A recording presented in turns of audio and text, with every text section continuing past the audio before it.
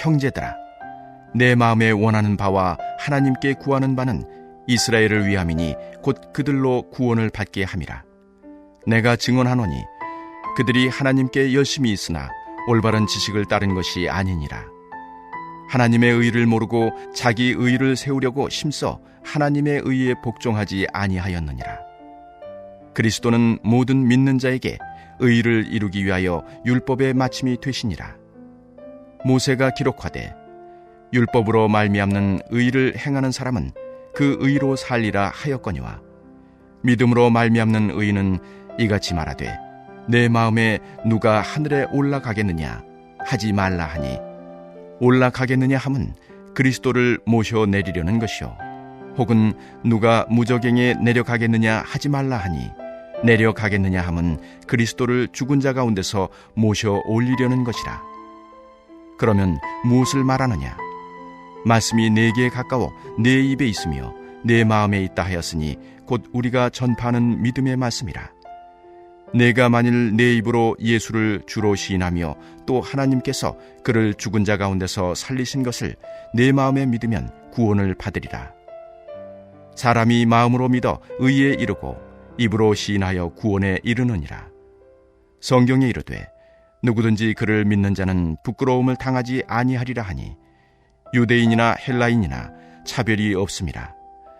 한 분이신 주께서 모든 사람의 주가 되사 그를 부르는 모든 사람에게 부요하시도다. 누구든지 주의 이름을 부르는 자는 구원을 받으리라.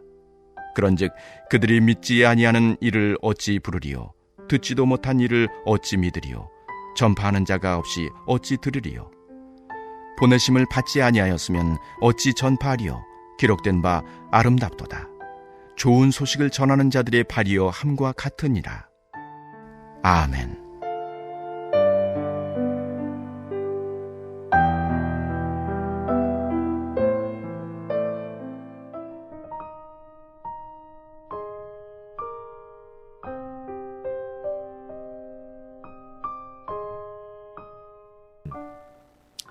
사도 바울이 로마서 8장까지는 복음의 진수에 대해서 잘 설명하였습니다. 당시에 이 로마 사람들은 그리스 철학을 배운 사람들이기 때문에 이 네로라는 황제, 제가 히브리서 말씀드릴 때 네로라는 황제에 대해서 말씀드렸는데, 이 네로라는 사람도 세네카라는 유명한 철학자에게 배웠던 세네카의 제자입니다. 그래서 로마 사람들은 글을 읽으면 논리가 딱 맞지 않으면 싫어해요. 이 글이 논리에 맞지 않구나.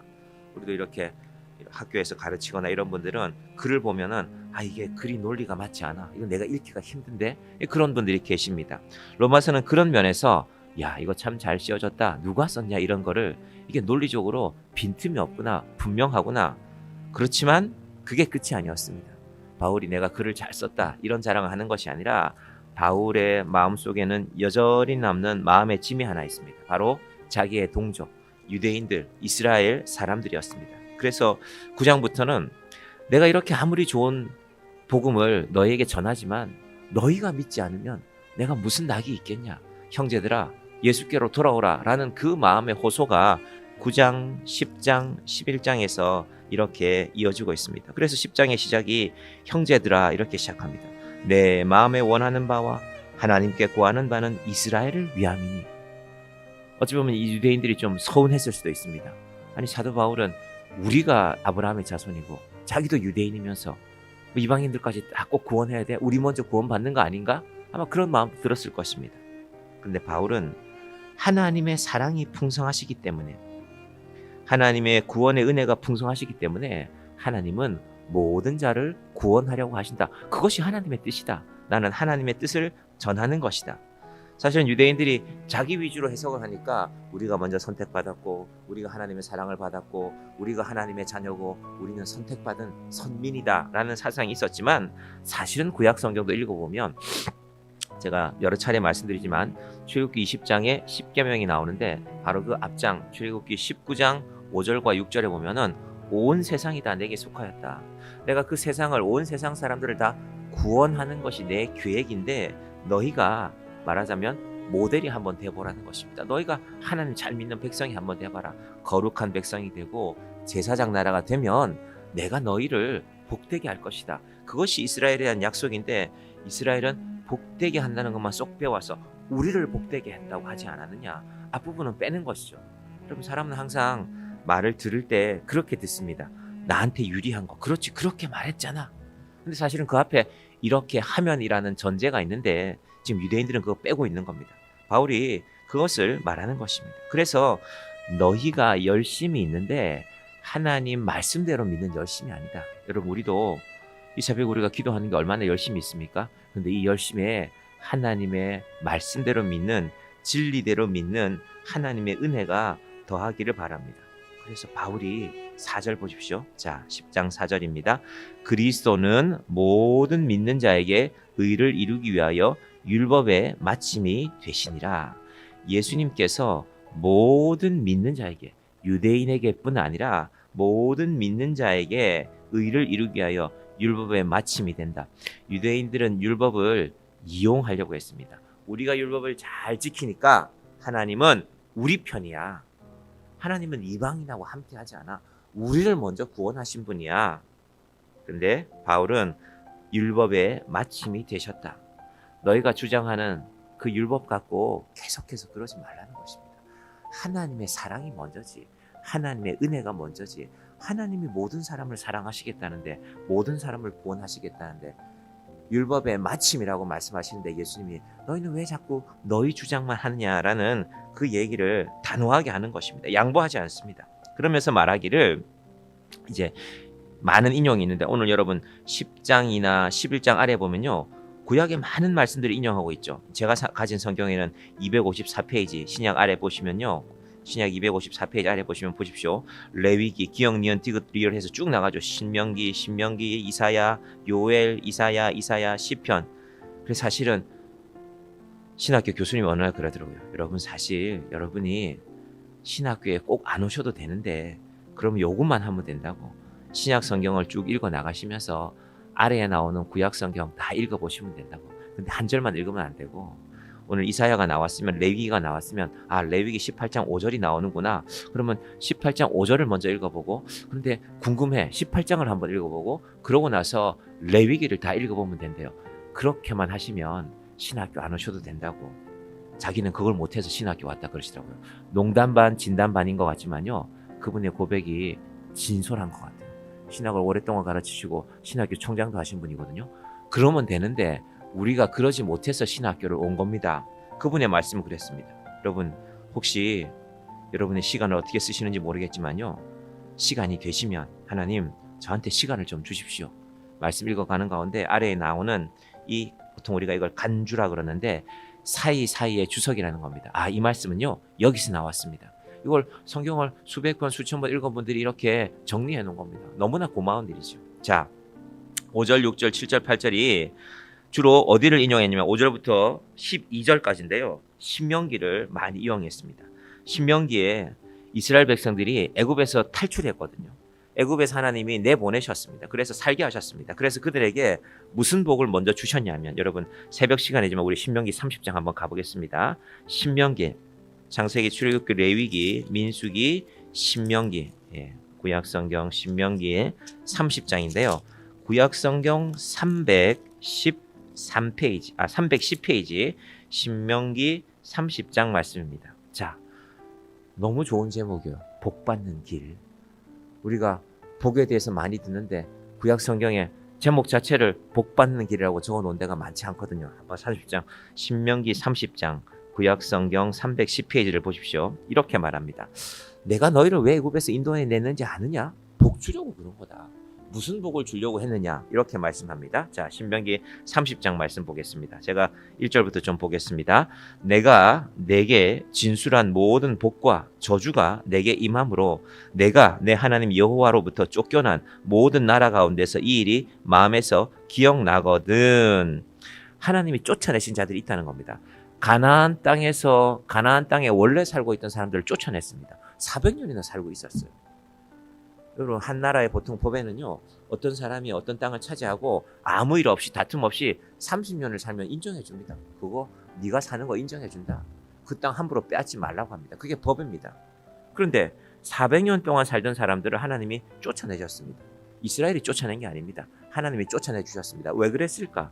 너와 내 자손이 2절입니다. 내 하나님 여호와께로 돌아와 내가 오늘 내게 명령한 것을 온전히 따라 마음을 다하고 뜻을 다하여 여호와의 말씀을 청종하면 하나님이 이런 사람들을 원했어요. 하나님 말씀대로 사는 사람들이 돌아와야 된다. 이유는 3절 내 하나님 여호와께서 마음을 돌이키시고 너를 긍휼히 여기사 포로에서 돌아오게 하시되 내 하나님 여호와께서 흩으신 그 모든 백성 중에서 너를 모으시리니 이건요 이스라엘의 미래를 말하는 겁니다. 바벨론의 포로로 끌려가거든요. 그런데 돌아오게 하십니다. 왜 그랬을까? 4절 내 쫓겨간 자들이 하늘가에 있을지라도 내 하나님 여호와께서 거기서 너를 모으실 것이며 거기서부터 너를 이끄실 것이라. 무슨 말이냐면 네 힘으로 되는 일은 아니다. 바벨론이라는 제국을 하나님이 페르시아에게 무너뜨리거든요. 그래서 돌아오게 하는 것입니다. 전 요즘 우리나라에서 되어지는 일들 가운데 통일교나 신천지 같은 그 막강한 도대체 몇 명의 정치인들과 연결되어 있는지 몰라요. 그러니까 정치인들이 서로 쉬쉬하는 겁니다. 일이 너무 커지면 안 되는데. 그런데 하나님이 다 드러내시는 것입니다. 하나님께서 그런 일들을 하게 하십니다. 쫓겨간 자들이 하늘가 있을지라도 사람이 볼 때는 방법이 없었는데 하나님은 하십니다. 너희가 바벨론의 포로가 돼도 내가 그 바벨론을 망하게 할 것이다. 누구에게? 페르시아에게. 페르시아는 형편없는 나라였는데 조그만 시골에 세워진 나라인데 그 나라를 강하게 만듭니다. 그러면서 하시는 말씀이 너를 돌아오게 하사 너한테 뭘 할 거냐 하면은 약속한다. 5절 마지막에 보시면 너를 내 조상들보다 더 번성하게 하실 것이며 이 조상은 아브라함을 말하는 것입니다. 6절 내 하나님 여호와께서 내 마음과 내 자손의 마음에 할례를 베푸사 육체에 행하는 할례가 아니라 마음의 할례를 이때 이미 말씀하셨습니다. 너희가 육체에 행하는 할례로만 그칠 것이 아니라 너희 마음이 할례를 받아야 된다. 너로 6절 하반절 중반부터 너로 마음을 다하여 뜻을 다하여 내 하나님 여호와를 사랑하게 하사 너로 생명을 얻게 하실 것이며 너희가 해야 될 일은 그거다. 하나님을 사랑하고 생명, 이때 생명은 영원한 생명을 얻는 것입니다. 구원을 얻는 것이죠. 자, 7절 같이 볼까요? 내 하나님 여호와께서 내 적군과 너를 미워하고 핍박하던 자에게 이 모든 저주를 내리게 하시리니. 여러분 인생에 적이 있으면 이 말씀 붙들고 기도하시기 바랍니다. 하나님, 내 인생에 나를 힘들게 하는 사람들이 있습니다. 하나님께서 약속하셨죠. 여호와께서 내 적군과 너를 미워하고 핍박하던 자에게 이 모든 저주를 내리게 하리니. 여러분이 막 저주하지 마시고 하나님 약속대로 해주십시오. 8절 같이 봅니다. 너는 돌아와 다시 여호와의 말씀을 청종하고 내가 오늘 내게 명령하는 그 모든 명령을 행할 것이라. 9절 10절 제가 봅니다. 내가 내 하나님 여호와의 말씀을 청종하여 이 율법책에 기록된 그의 명령과 규례를 지키고 내 마음을 다하며 뜻을 다하여 내 하나님 여호와 내 하나님께 돌아오면 내 하나님 여호와께서 내 손으로 하는 모든 일과 내 몸의 소생과 내 가축의 새끼와 내 토지 소산을 많게 하시고 내게 복을 주시되 곧 여호와께서 내 조상들을 기뻐하신 것 같이 너를 다시 기뻐하사 내게 복을 주시리라. 오늘날 유대인들을 보면요, 사실은 이 복을 받은 것 같아요. 유대인들이 이런 복을 받아서 많은 걸 누리고 살거든요. 그런데 유대인들이 누리지 못한 게 있습니다. 예수를 믿지 못했습니다. 자, 11절부터 보십시오. 우리가 오늘 읽었던 로마서 10장 말씀은 11절부터 나오는 말씀을 인용한 겁니다. 내가 오늘 내게 명령한 이 명령은 내게 어려운 것도 아니요 먼 것도 아니라 하늘에 있는 것이 아니니 내가 이르기를 누가 우리를 위하여 하늘에 올라가 그의 명령을 우리에게로 가지고 와서 우리에게 들려 행하게 하려 할 것이 아니요. 유대인들은 하나님의 약속은 저 하늘 위에 있는 거다. 너 이방인들은 함부로 접근할 수가 없어. 그런 말을 하고 있는데 그거 잘못된 거다. 신명기의 말씀을 너희 기억 못하느냐? 바울이 이 얘기를 하는 것입니다. 제가 아침이라서 너무 길게 볼 수는 없고요. 로마서 10장이 바로 그 이제 방금 읽었던 그 뒷부분까지 쭉 인용이 됩니다. 그 말씀을 바울이 하는 것입니다. 어려운 말씀이 아니다. 너희 가까이에 있다. 저 하늘의 걸 끌어오는 게 아니다. 저 땅에 내려간 예수님을 끌어올리라는 것이 아니라 하나님이 너희에게 가까이 두었다. 그 말씀의 핵심이 뭐냐면요, 내 입으로입니다. 9절 내가 만일 내 입으로 예수를 주로 시인하면. 여러분, 우리 입술은 항상 우리 제일 가까이 있지 않습니까? 우리가 입으로 말하고 먹고 입으로 하는 일들이 여러 가지가 있죠. 그 일들이, 그 입으로 하는 일들 가운데 제일 중요한 것이 내가 만일 내 입으로 예수를 주로 시인하며 또 하나님께서 그를 죽은 자 가운데서 살리신 것을 내 마음에 믿으면 구원을 받으리라. 여러분, 전도를 삶으로 한다. 그 말씀도 맞습니다. 그러나 동시에 우리의 입술을 열어서 전하는 것입니다. 우리의 입술이 논리적이지 않아도 괜찮습니다. 나는 네가 꼭 예수 믿기를 원해. 네 인생에 진정한 위로가 되실 분은 예수님밖에 없어. 그 앞에 전제가 하나 있으면 됩니다. 내가 그랬으니까 나는 그걸 믿어. 여러분, 오늘 우리 입술이 그것을 시인하는 입술이 되기를 바랍니다. 그 입술이 있어야, 전하는 입술이 있어야 듣는 귀가 있는 것입니다. 귀가 들으려면 입술이 전해야죠. 그 말씀을 오늘 바울이 하고 있는 것입니다. 15, 13절 누구든지 주의 이름을 부르는 자는 구원을 받으리라. 오늘 여러분의 입술이 할 수 있으면 많이 예수님 감사합니다. 하나님 구원의 은혜를 감사드립니다. 어디에 가시든지 길을 갈 때에도 설거지를 하실 때에도 하나님 내게 구원의 은혜가 있음을 감사합니다. 내 입술로 주를 시인하고 내가 주를 시인하는 그 음성이 누군가의 귀에 들려질 때 네가 믿는 그 예수님 누군데? 나한테도 좀 얘기해 줘봐. 여러분, 여전히 구원의 소식은 우리의 입술을 통하여서 주를 시인한 자들을 통하여서 누군가의 귀에 들려지는 것입니다. 오늘 우리의 입술에 그 은혜가 있기를 주님의 이름으로 간절히 축원드립니다. 기도하겠습니다. 하나님 아버지 감사합니다. 사도 바울이 로마서를 완벽한 논리로 쓰여졌지만 그러나 바울이 그것에 심취해 있지 않습니다. 자기의 동족을 생각하고 있습니다. 하나님, 우리의 입술이 누군가에게 입술을 열어서 복음을 전하는 입술이 되게 하여 주시옵소서. 사람이 마음으로 믿어 의에 이르고 입으로 시인하여 구원에 이르느니라. 오늘 우리 입술은 무엇을 말하면서 살아가겠습니까? 주를 시인하며 주를 시인하여 입으로 시인하여 구원에 이르는 놀라운 은혜가 충만한 이 하루가 되게 하여 주시옵소서. 우리가 하나님을, 예수 그리스도의 은혜를 우리 입으로 증거할 때 누군가가 우리 곁에서 듣게 됩니다. 아버지 하나님, 한 영혼을 품고 기도하고 입으로 주를 시인하여 우리의 예수를 향한 고백을 들은 한 사람이 주께로 돌아오는 놀라운 은혜를 우리 인생 가운데도 허락하여 주시옵소서. 이 하루를 살아갈 때 하나님 힘을 주시고 우리의 육체가 강건함으로 살아가게 하여 주시고 우리의 입술이 주를 믿는 믿음으로 주를 찬양하며 살아가는 이 하루가 되게 하여 주시옵소서. 예수님의 이름으로 기도드립니다. 아멘.